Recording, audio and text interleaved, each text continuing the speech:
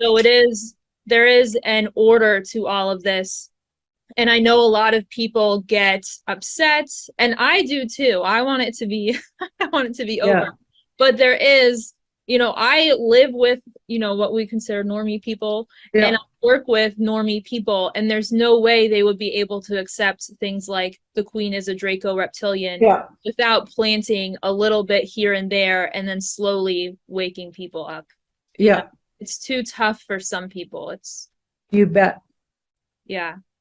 Yeah. And we were speaking off camera, the amount of information that is allowed on the internet about these royals is quite a lot. All over Twitter, all over Instagram. Well, I think you said Instagram is still censoring, right? But Hmm. on YouTube, it's still allowed. So, Yeah. I mean, it's interesting who's controlling the internet, because Valnek, my contact, has been talking for a while about how the alliance needs to get control of the internet, which has to do with the Starlink satellites and dismantling the cabal's internet systems. Yeah. And part of this, I think, is why. Hmm. And I think a couple weeks ago, Space Force came out and announced that they took control of all of the military satellites, which is a big deal too. So that's a big clue. So we have like slow signs, you Yeah. know. I So think things are going to speed up though. The queen dying thing, that feels like a huge marker for everything to just tumble. yeah, And I feel like the threads are all not going to hold anymore, and just all the narratives are going to just crumble.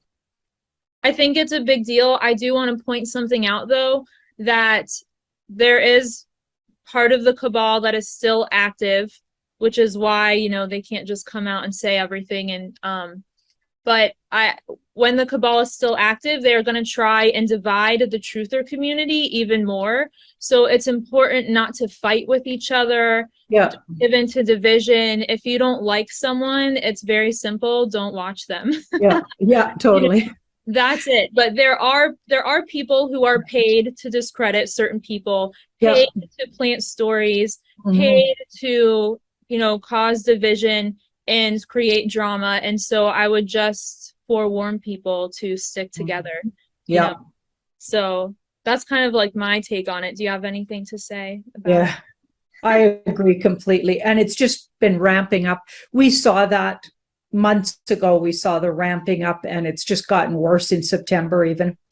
Yeah, I'm just literally going to focus on getting what I can get out there in the public before all, what hits the fan. I'm just going to focus on getting on as many shows and talking as much as I can about truth, and that because we're ramping right up to where everybody's going to know. So this way they can go back and people can share the videos, and like it's going to be interesting when all these sort of normal people that aren't in the know gets a little more in the know. They're going to go, some of them anyway, are going to go hungry for more.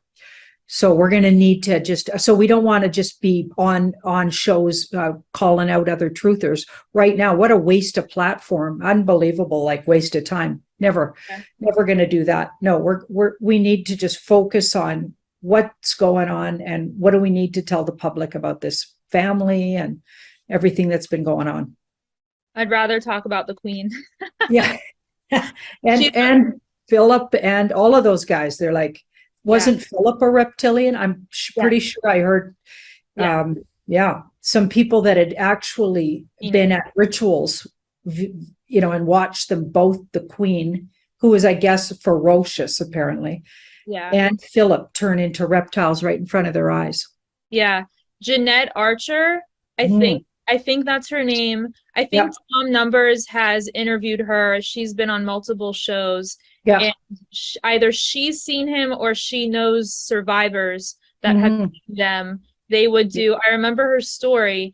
They would have and I don't remember the day, but it was some sort of satanic ritual. They would have a bunch of children come over and they would hunt them, turn and Mm-hmm. morph and shift into Draco reptilians, have them, scatter everywhere, and Yeah. then go and hunt them.